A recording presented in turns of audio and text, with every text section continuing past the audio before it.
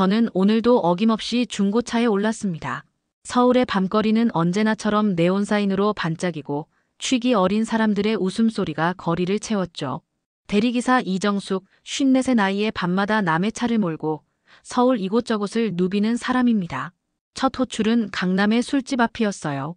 흔들리는 걸음으로 나온 중년 남자는 제 얼굴을 보자마자 표정이 미묘하게 변했습니다.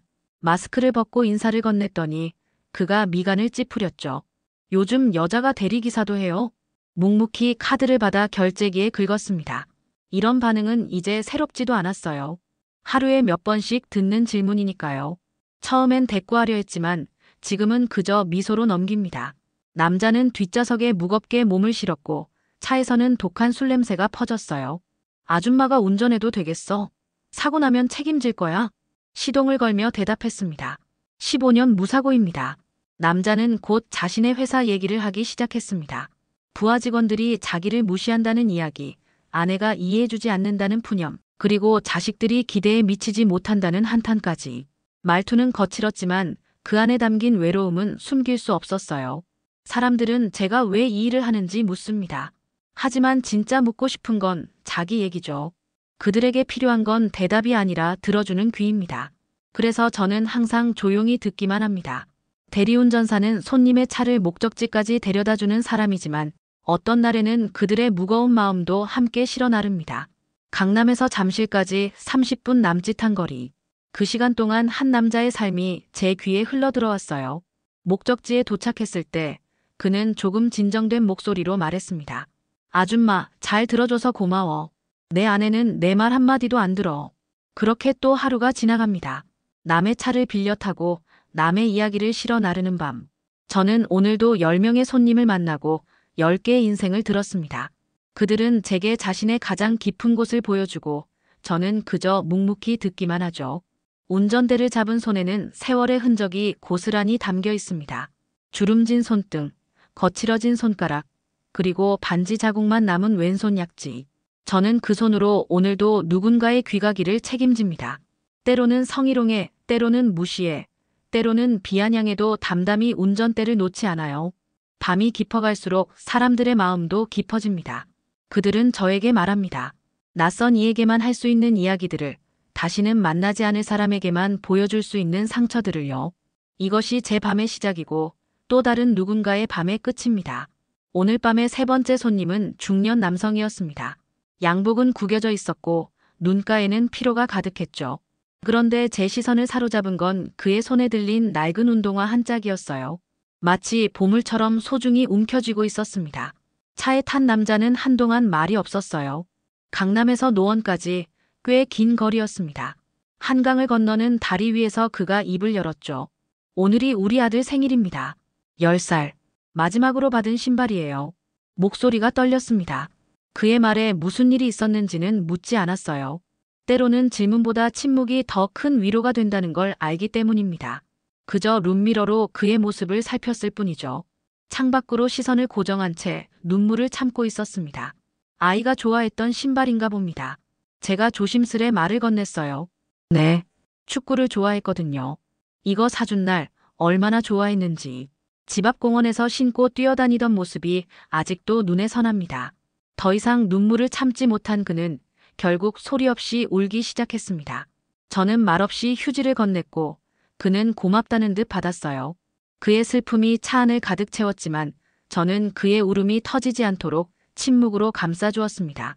그 순간 제 마음속에서도 오래된 기억 하나가 떠올랐어요.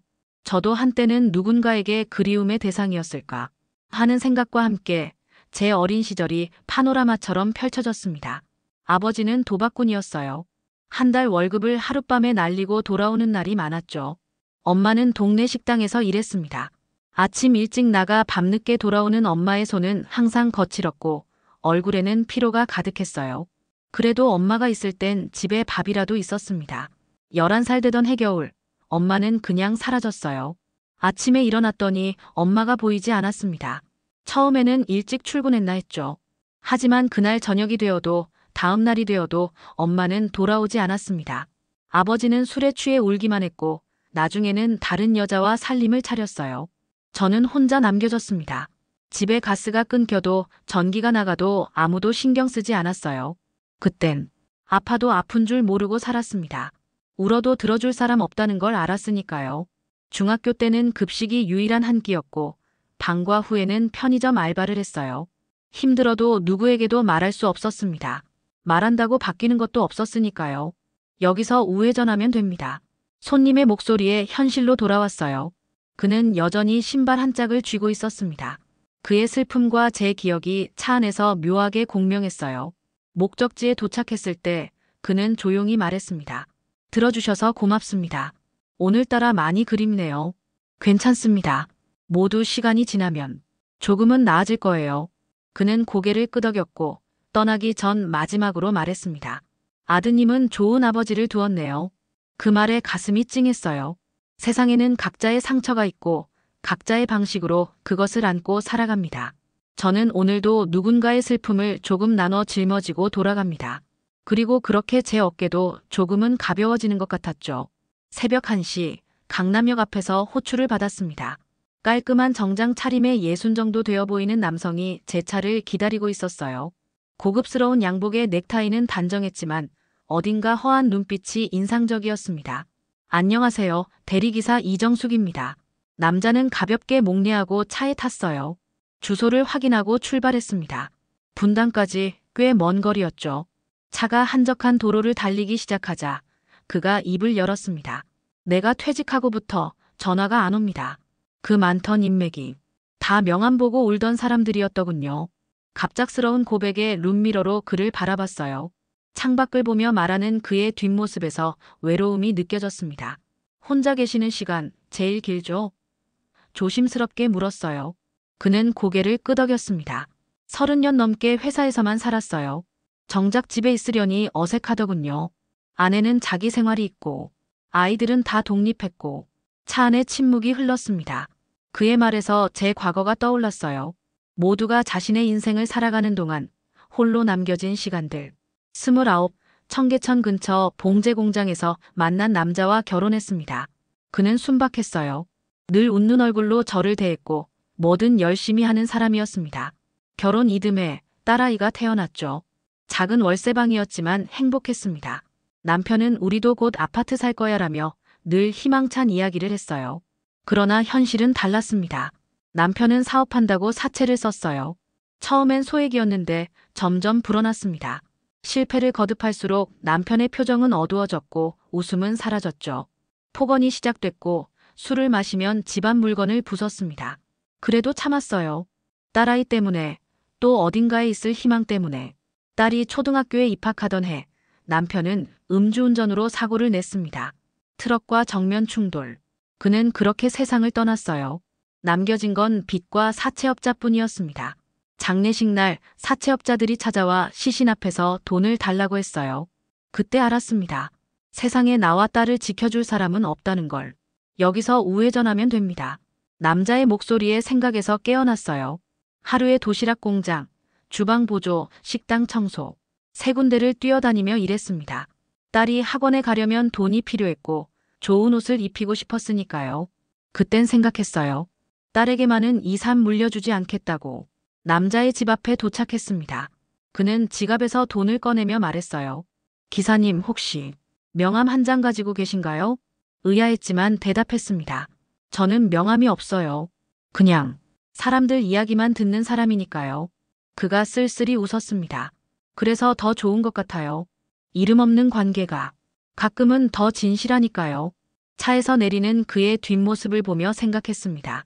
우리는 모두 누군가에게 기억되길 원하는 존재라는 것을. 그리고 저는 오늘도 누군가의 기억 속에 이름 없는 대리기사로 남겠지요. 수요일 밤 11시 신촌의 작은 술집 앞. 이곳에서 매주 수요일마다 호출을 받습니다. 늘 같은 시간, 같은 장소, 같은 사람. 그는 30 중반쯤 되어 보이는 남자로 항상 혼자 술을 마시고 나옵니다. 오늘도 어김없이 그가 술집 앞에 서 있었어요. 안녕하세요. 인사를 건넸습니다. 그는 미소로 답하며 차에 탔습니다. 익숙한 주소를 내비게이션에 입력하고 출발했어요. 그와는 이미 여러 번 만났기에 어색함은 없었습니다. 처음에는 평범한 손님이었지만 어느 날부터인가 그의 이야기를 듣게 되었죠. 그 사람, 매주 수요일마다 여기서 마셨어요. 언젠가부터 안 나오지만 난 혹시 몰라서 나와요. 그의 목소리는 조용했지만 그 안에 담긴 그리움은 무거웠습니다. 매주 수요일, 그는 같은 자리에서 기다린다고 했어요. 그 누군가를, 누구인지, 왜 오지 않는지는 물어보지 않았습니다. 질문보다 침묵이 필요한 순간이 있다는 걸 알기 때문이에요.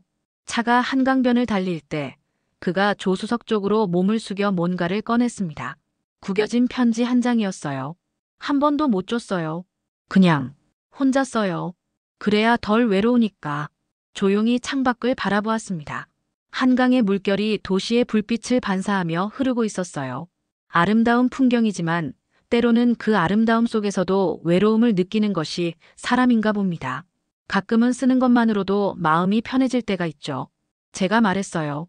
그는 고개를 끄덕였습니다. 그래요. 그 사람에게 하고 싶은 말들. 쌓이다 보니 이렇게 되었네요.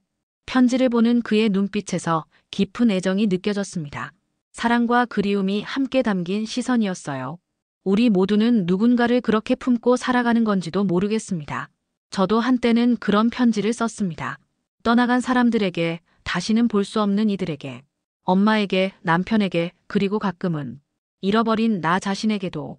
그 편지들은 결코 전해지지 않았지만 쓰는 것만으로도 조금은 위로가 되었어요. 저도 편지 참 좋아합니다. 말을 이었어요.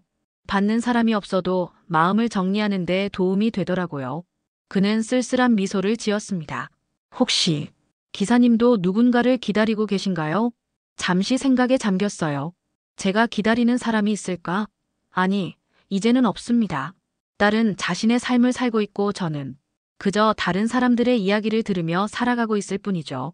이제는 기다리기보다 흘려보내는 법을 배우고 있습니다. 목적지에 도착했을 때 그는 편지를 다시 주머니에 넣었어요. 소중한 보물을 간직하듯이.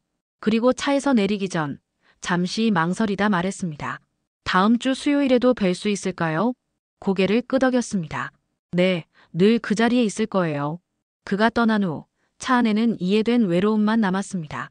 누구나 가슴 한편에 전하지 못한 이야기를 품고 살아가는 것이겠지요. 그리고 저는 그런 이야기들을 실어 나르는 사람. 때로는 무거운 짐이지만 그 무게를 함께 나눌 수 있다는 것이 제 삶의 작은 위안이 되었습니다. 금요일 밤 자정이 조금 넘은 시간, 압구정의 고급 레스토랑 앞에서 호출을 받았습니다. 비가 내리기 시작해 거리는 촉촉했고 도로 위로 비친 가로등 불빛이 물결처럼 일렁였어요. 평소와 다름없는 호출이었지만 그날 만난 손님은 조금 달랐습니다. 50 중반 정도로 보이는 남자가 레스토랑 입구에서 저를 기다리고 있었어요. 검은색 코트를 입고 있었고 깔끔하게 정돈된 머리카락에서는 고급스러운 향이 은은하게 풍겼습니다. 그는 말수가 적고 차분해 보였죠. 안녕하세요. 대리기사 이정숙입니다. 남자는 가볍게 목례를 하고 뒷좌석에 탔습니다. 주소를 여쭤보니 평창동이라 했어요. 꽤 먼 거리였죠. 비가 오는 밤 한적한 도로를 따라 차는 조용히 달렸습니다. 출발하고 한참이 지났을 때 그가 조용히 입을 열었어요. 기사님 이상하네요. 전 낯선 사람에게 말 잘 안 하는데 기사님에겐 말하고 싶어지네요. 익숙한 말이었습니다. 낯선 이에게만 털어놓을 수 있는 이야기가 있다는 것 저는 잘 알고 있었어요.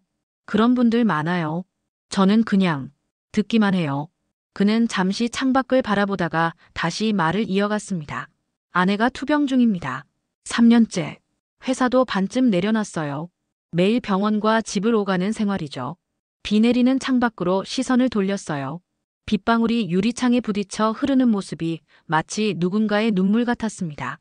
힘드시겠네요. 짧게 대답했어요. 그는 깊은 한숨을 내쉬었습니다. 살면서 자기가 무너지고 있다는 걸 매일 느낀다는 게 참 이상한 경험이더군요. 무너진다는 게 조용히 무너지는 거더군요. 아무도 모르게. 그의 말에 가슴이 아려왔습니다. 누구나 한 번쯤은 그런 경험이 있을 테니까요. 저도 그랬으니까. 근데 기사님은 원래 이 일 하셨어요? 갑작스러운 질문에 잠시 망설였습니다. 보통은 제 이야기를 하지 않아요. 듣는 사람이 되는 것이 제 역할이니까요. 하지만 그날따라 뭔가 다른 느낌이 들었습니다. 그의 목소리에 담긴 진심이 제 마음을 움직였는지도 모르겠어요. 아니요. 원래는 다른 일을 했습니다. 한참을 망설이다 입을 열었어요. 지난 10년간 단 한 번도 하지 않았던 이야기. 제 인생에 대한 이야기를. 딸아이가 대학생 때였어요. 편의점 알바를 하다가 취객에게 봉변당할 뻔했습니다. 그날 밤 생각이 났어요. 전화 한 통에 달려가 본 편의점 앞, 울고 있는 딸의 모습. 떨리는 손으로 딸의 어깨를 감싸 안고 집으로 돌아오던 길. 엄마, 나 이거 못하겠어. 사람들 너무 무서워. 딸의 울먹이는 목소리가 귓가에 맴돌았습니다. 그날 밤 저는 결심했어요. 제가 딸 대신 세상과 마주하기로. 그렇게 중고차를 끌고 나왔습니다. 세상이 무서운 건 몸이 아니라 마음이 다칠 때예요. 그날부터 대리운전을 시작했고 성희롱, 무시, 욕설을 견디며 사람들의 이야기를 들어줬습니다. 그리고 어느 순간 자신도 살아가는 법을 배우고 있었어요. 사람들의 이야기 속에서 제 상처도 조금씩 아물어가는 것을 느꼈습니다. 평창동의 고급 주택가에 도착했을 때 비는 더 거세게 내리고 있었습니다. 조용한 동네, 높은 담장과 정원이 있는 집들이 늘어선 거리였어요. 그의 집은 언덕 위에 자리했고 멀리서도 보이는 큰 유리창이 인상적이었습니다. 도착했습니다. 차를 멈추고 말했어요. 그는 잠시 뒷좌석에 앉아 있다가 천천히 지갑을 꺼냈습니다. 요금을 계산하고 차에서 내리려는데 문득 뭔가를 기억해낸 듯 다시 손을 들어 지갑 안을 뒤적였어요. 그리고는 명함 한 장을 건넸습니다. JS문화재단 이사장 박정우. 깔끔한 글씨체로 적힌 이름과 직함이 눈에 들어왔습니다. 명함은 소박했지만 고급스러웠어요. 화려함보다는 진중함이 느껴지는 디자인이었죠. 시간 나시면 연락 주세요. 제가 뭘 드리겠다는 건 아니고 그냥 좋은 이야기를 나누고 싶어서요. 그의 말에 의아했지만 예의상 명함을 받았습니다. 솔직히 처음에는 의심스러웠어요.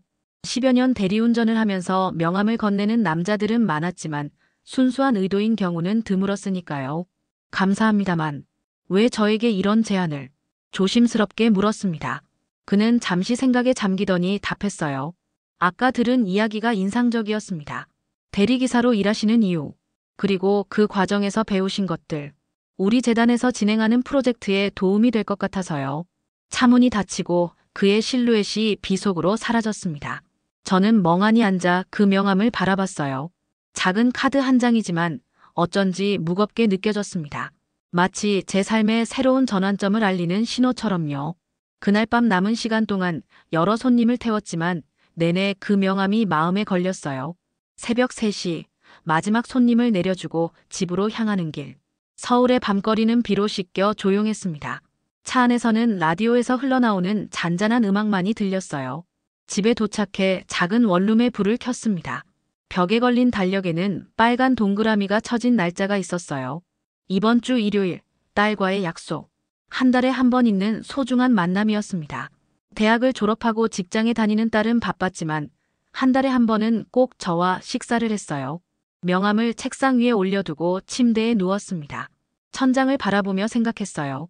과연 전화를 걸어볼까? 그게 옳은 결정일까? 그리고 무엇보다 내가 무슨 도움이 될 수 있을까?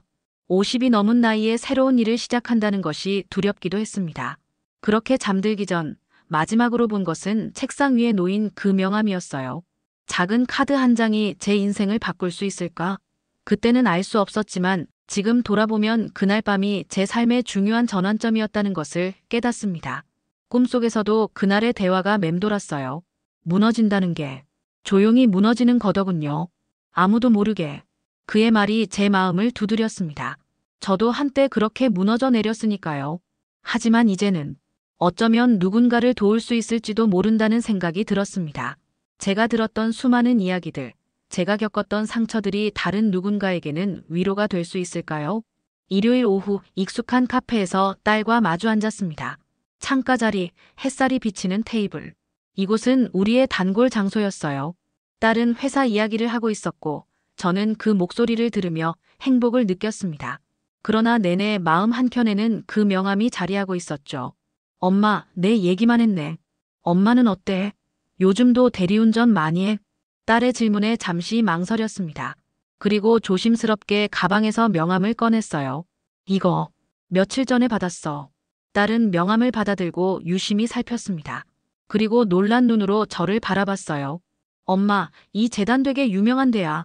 사회복지 분야에서 큰일 하는 곳인데. 제가 의아한 표정을 지으니 딸은 스마트폰으로 재단에 대해 검색해 보여주었습니다. 소외계층 지원, 문화예술 교육, 심리 상담 프로그램 등 다양한 사업을 하는 곳이었어요. 근데 이분이 왜 엄마한테? 딸이 궁금해했습니다.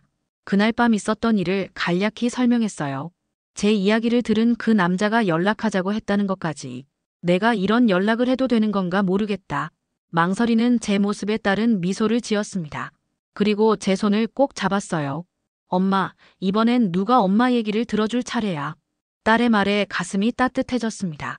늘 제 이야기를 듣기만 했던 사람이 이제는 누군가에게 들려줄 이야기가 되는 것. 그것이 어쩌면 제게 필요한 변화일지도 모른다는 생각이 들었어요. 카페를 나와 집으로 돌아오는 길 결심했습니다. 다음 날 아침 떨리는 손으로 전화를 걸었어요. 짧은 통화 후 그 주 수요일에 만나기로 했습니다.